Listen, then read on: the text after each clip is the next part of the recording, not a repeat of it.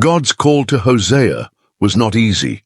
He was tasked with demonstrating divine love in a way that would be both heartbreaking and redemptive. Through Hosea's life, God would show Israel the depths of his mercy and the cost of unfaithfulness. But Hosea did not know how deeply personal this mission would become until God gave him an unusual command that would change his life forever. When Israel was a child, I loved him, and out of Egypt I called my son. Hosea 11:1. Some biblical scholars suggest that Gomer may have been a temple prostitute, associated with the worship of Baal, which was common in Israel at the time. Others believe she was simply a woman caught in a life of immorality, possibly due to circumstances beyond her control. Despite her past, Gomer was a person with a story, one shaped by pain, rejection, and the search for love in all the wrong places. She may have longed for stability, but her choices led her down a path of fleeting pleasures and broken promises. When God told Hosea to marry her, it was not because she was virtuous or pure.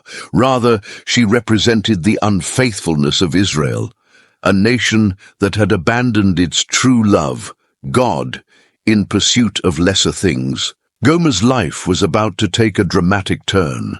She would soon encounter a love unlike any she had ever known, a love that would pursue her even when she strayed.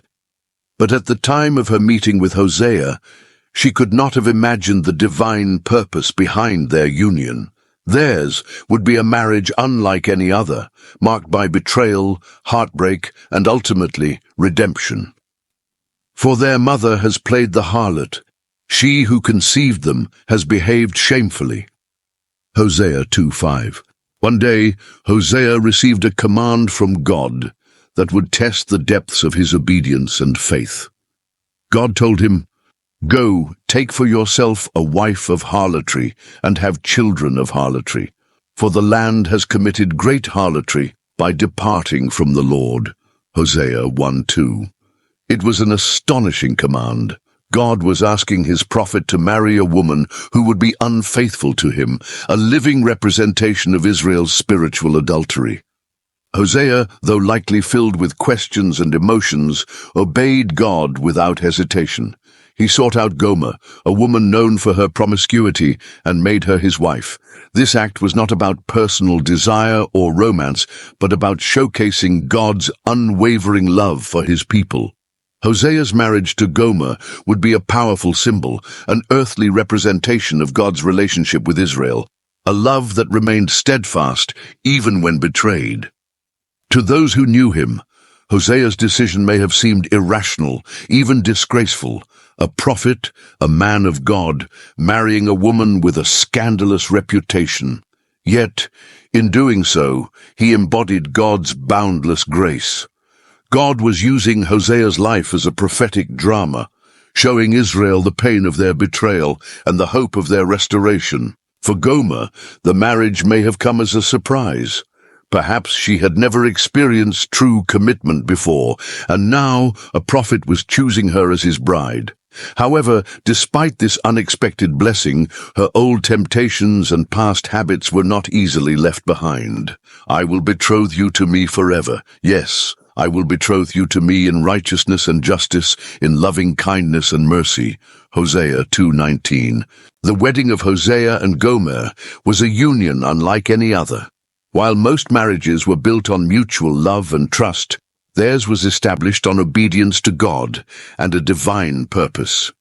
Hosea loved Gomer, not because of her worthiness, but because God had called him to exemplify divine love, love that redeems and restores. "I will plant her for myself in the land. I will show my love to the one I called, not my loved one." Hosea 2:23. After their wedding, Hosea and Gomer had 3 children, each bearing a name that symbolized God's message to Israel. Their first son was named Jezreel, representing the coming judgment upon Israel.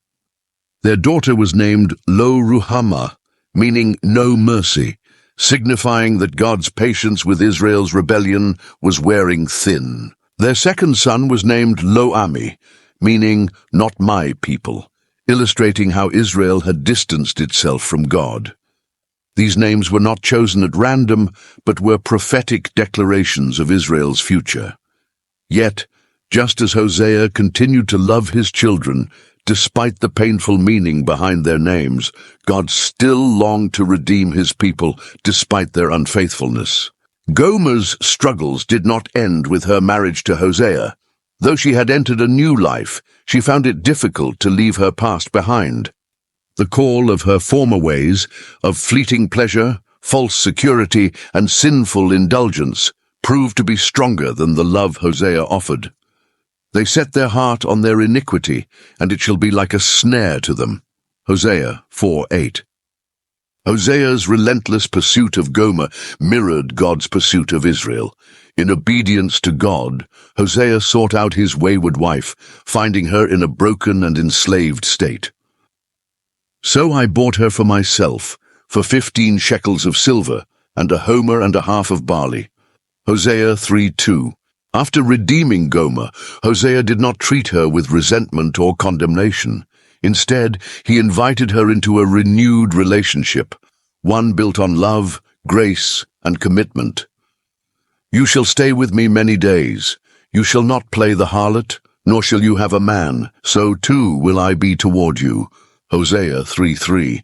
The story of Hosea and Gomer is ultimately a reflection of God's unwavering love for his people. Just as Hosea never gave up on Gomer, God never gave up on Israel or on humanity. I will heal their backsliding. I will love them freely, for my anger has turned away from him. Hosea 14:4. Through Hosea's obedience, suffering, and faith, God painted a vivid picture of grace.